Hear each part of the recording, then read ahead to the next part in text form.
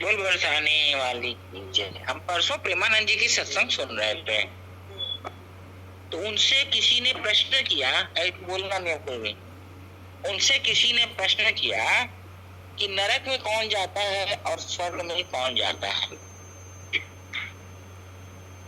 तो बड़े जोर से बोले कि नरक में कौन जाता है ये आपको अभी तक पता नहीं है। तो उन्होंने कहा कि आज के युग में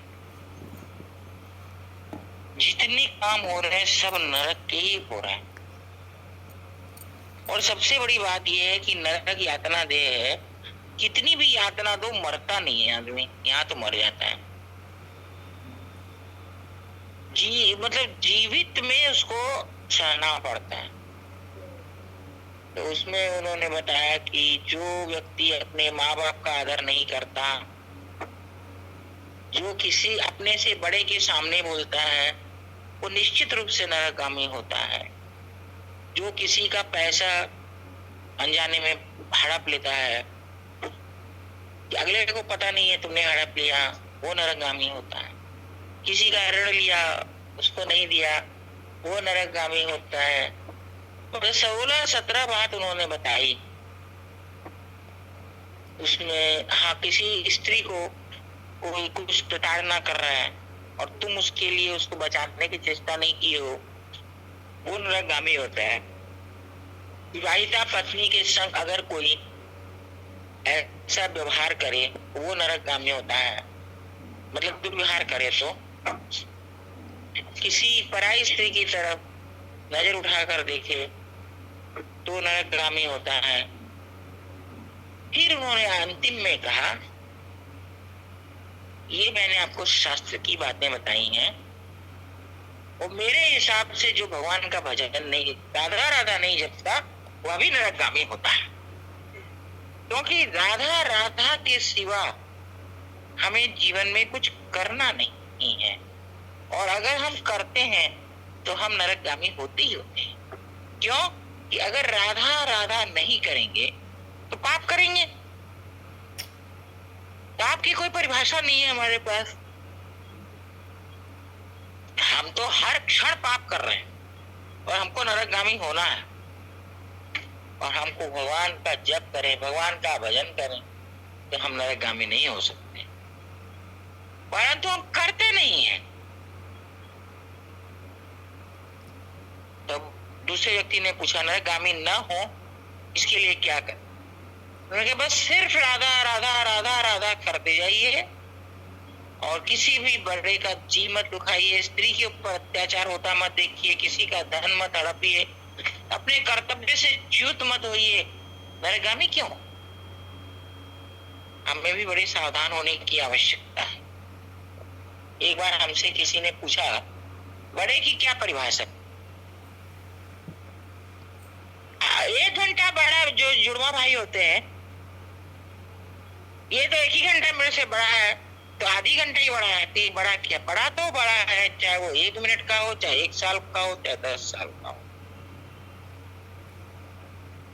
जो बोले कि जो स्त्रियां अपने पुरुष को छोड़कर दूसरा विवाह कर रही हैं, वह निश्चित नरकगामी हों। वैसे ही जो पुरुष स्त्रियों को प्रताड़ना देते हैं और उनको छोड़कर दूसरा विवाह करते हैं, वह निश्चित नरकगामी होते। एक ने प्रश्न किया कि पुरुषों को तो दूसरा विवाह आया है।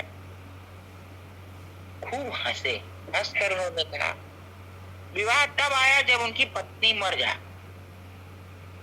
उनको प्रताड़ित करके छोड़ दो और उसके बाद फिर उन्होंने एक बात और बताई, हमारे घर में हम श्री विग्रह को रखते हैं, हम उसको भोग लगाते हैं और 2 मिनट भी नहीं रखते और उठा लेते हैं। क्या इतनी देर में आप खा सकते हैं? नहीं। जल्दी से जल्दी खाने वाला भी 5 मिनट लगाता है, आप 5 मिनट भी भोग नहीं लगाते। आपके मन में ये चलता है कि ये ठंडा हो जाएगा तो कौन खाएगा, कड़ा हो जाएगा। आपने प्रभु को कहा दिया, आप तो अपने लिए लगा रहे हैं। तो ये हम क्या कौन सा शब्द बोले थे? अब हम उसमें दूसरा शब्द जोड़ दे रहे हैं क्योंकि वो हमको याद नहीं है। कि मतलब ये हमारी कौन सी आस्तिकता है, या ऐसा कोई शब्द उन्होंने कहा था, हमें याद नहीं है।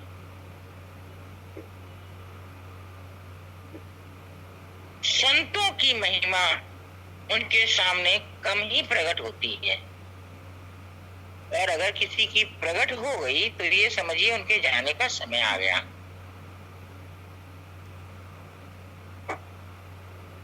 आप लोगों में से किसी को पता है कार्तिक मास में क्या होता है? हमें तो पता नहीं। दीपदान का तो हमने सुना है,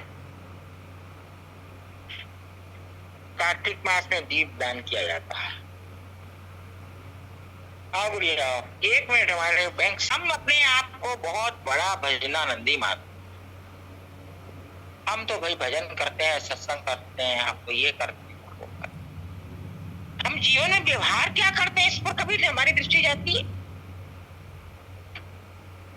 हम इतना सोच लिए कि हम भजन करते हैं, पूजा करते हैं, मंदिर जाते हैं, हमारे को तो कुछ मतलब पाप वगैरह लगना ही नहीं है। हम क्या कर रहे हैं और उसका हमको क्या परिणाम मिलने वाला है, इस पर हमारी कोई दृष्टि नहीं जाती।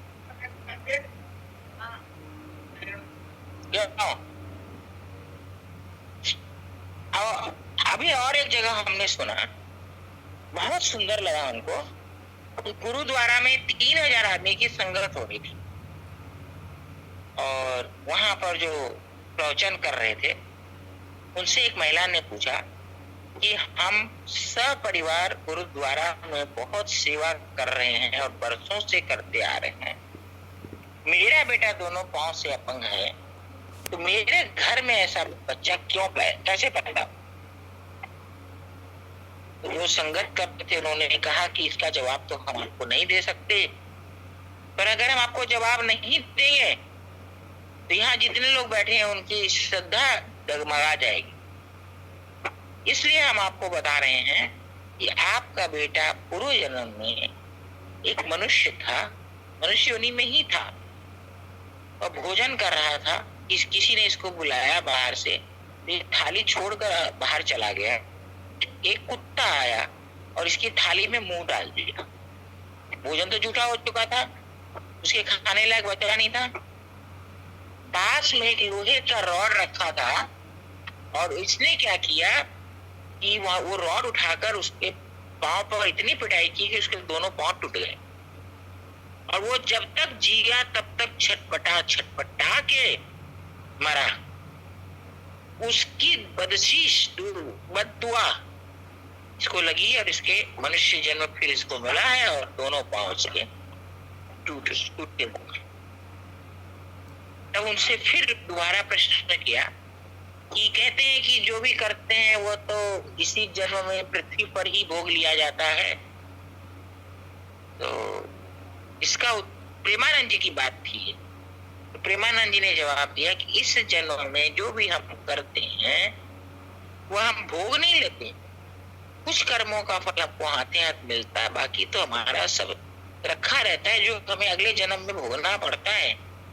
हमें पता ही नहीं चलता हमारा कब जमा हो रहा है और कब हमको भोगना पड़ेगा। तो उन्होंने कहा कि देखिए, हमारे जीवन का लक्ष्य राधा राधा राधा राधा, वो तो हम करते हैं, लोगों की बातें करते हैं, लोगों का के बारे में विचार करते हैं, विमर्श करते हैं, किसी को कुछ बोल देते हैं, कटुवाणी बोल देते हैं, हमें समझ नहीं आती। अनजान में हम ऐसे लोगों का तिरस्कार कर देते हैं, ऐसे लोगों को शब्द बोल देते हैं कि जिनके बोलने पर हमारा अपराध प्रभु भगवान भी क्षमा नहीं कर सकते। परंतु हम करते हैं ऐसा, हमें ज्ञान नहीं है। हमें ज्ञान रखना चाहिए, भजन से केवल काम नहीं चलता, भजन के संग हमें हमारा व्यवहार भी अच्छा होना चाहिए। कई लोग कहते हैं हमको कि हम तो अब जन्म लेंगे नहीं, इसी जन्म में भगवान के घर चले जाए, कोई कहता है स्वर्ग चले जाए। हमको बड़ी हंसी आती है। हमारे साथ जो खाता पत्तर लिखने वाला है उसके निर्णय से निर्णय होगा कि मेरे और आपके करने से निर्णय होगा कि हम कहाँ जाएंगे। निर्णय तो वो करेगा ना। उन्होंने बताया कि जैसे हम कहीं जाते हैं तो हमारा बैंक का उन्होंने उदाहरण कुछ दिया था, पूरा मेरे को याद नहीं है। जब बैंक में जाते हैं तो वहां मेरा हिसाब किताब जोड़ा जाता है, खजांची होता है वो हिसाब किताब जोड़ता है, अकाउंटेंट हमको, खजांची पैसा देता है, अकाउंटेंट हिसाब जोड़ता है। तो यही प्रक्रिया वहां होती है कि ले जाने वाले दूत हमें वहां ले जाते हैं, खाता देखने वाला हमारा खाता देखता है, फिर हमें यमराज जो है वह हमारा लेखा जोखा देख कर उस हिसाब से हमारा दंड देता है। लेकिन आपसे ये किसने कह दिया कि जो भी आप करेंगे इसी जन्म में भोग कर आप शुद्ध हो जाएंगे? कभी नहीं, इस भ्रम में कभी मत रहिए। फिर उन्होंने पुनः दोहराया कि कभी भ्रम में मत रहिएगा कि हम भजन करते हैं और सबका तिरस्कार करें, बड़ों का अपमान करें, बड़ों के मुंह पर कुछ जवाब दें, इसका कोई प्रायश्चित नहीं। हाँ, एक उन्होंने कहा कि हम बात बात में मिथ्या बोलते, मिथ्या झूठ बोलने वाले का नरक में भी बड़ी दुर्गति है। फिर रौद्र नरक में झूठ बोलने वाले को डाल देता है और उसको आरे से काटता है, उसके बाद भी उसके प्राण नहीं निकलते, वह भोग योनि। हमारे जीवन में झूठ का कोई परहेज ही नहीं है। हम अंदर बैठे हैं, कोई ऐसा व्यक्ति आए जिससे हमारा मिलने का मन नहीं है तो उसको कहेंगे बोल दो सो रही है, कोई कभी कहेंगे बोल दो घर में नहीं है। इस तरह की कई झूठे हम अपने आप भूल जाते हैं। हम समझते नहीं कि ये झूठ है, हमको उससे बचना था, हमने बोल दिया, इसमें कौन सा झूठ हुआ। एक बार हमारे सामने एक जन बैठी थी, कोई फोन आया, उन्होंने कहा हम रास्ते में 5 मिनट में तुम्हारे घर पहुंच गए। फोन रखने के बाद हमने उससे कहा कि आप भी मेरे पास बैठी हैं और आपको पता है कि मेरे पास अभी 10 मिनट और लगेंगे, तो आपने इतनी बड़ी झूठ बोल दी। बोले क्या करते, अगर नहीं बोलते तो हमको कहती क्यों नहीं निकली अभी तक, 10 सवाल करती। अब 10 मिनट बाद उसका फोन आएगा, 10 मिनट हम आपसे बात कर लेंगे, फिर हम कह देंगे कि जाम में फंस गए हैं। हम बोले आप बताइए एक झूठ के लिए आपको कितना झूठ बोलना पड़ रहा, और फिर आपको पहले से प्लानिंग करनी पड़ रही है कि अब हम क्या जवाब देंगे, अब हम क्या जवाब देंगे। और जो सच होगा उसको सोचना नहीं पड़ेगा, एकदम बोलने के संग वो जवाब दे देगा, झूठ वाला भी देगा। पर झूठ वाले को झूठ बोलने के बाद सोचना पड़ता है कि ये झूठ हम कैसे छिपाएंगे। हम कभी नहीं सोचते, हमारी क्रियाएं हमारे बंधन का कारण बनती। अरे हमें किसकी परवाह, हमारे घर में भगवान बैठे हैं, हम उनकी सेवा पूजा करते हैं, प्रसाद खाते हैं, उनकी सेवा की व्यवस्था करते हैं, उनके लिए कमाते हैं, पैसा के जो खर्चा करते हैं उन्हीं के लिए तो करते हैं।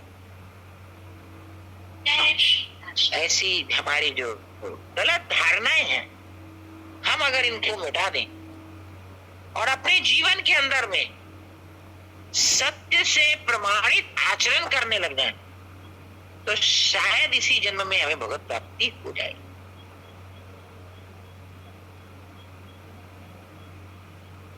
सबसे बड़ी बात है कि गलती करके भी हम क्षमा मांगने के लिए तैयार नहीं होते कभी। ये हमारा सबसे बड़ा कमजोर पॉइंट है। जीवन में दो ही काम करिए, आचरण में सावधानी और जीवा से नाम जप। कुछ भी नहीं बिगड़ेगा और हमको कुछ भी बाकी नहीं रहेगा, जो हमको मिलेगा उससे आगे कुछ है ही नहीं। करके देखिए, दृढ़ संकल्प करके देखिए, 1-2 दिन में ही जीवन के परिवर्तन से समझ में आ जाएगा कि हमने कौन सी अमूल्य वस्तु अपने अंदर छिपा रखी।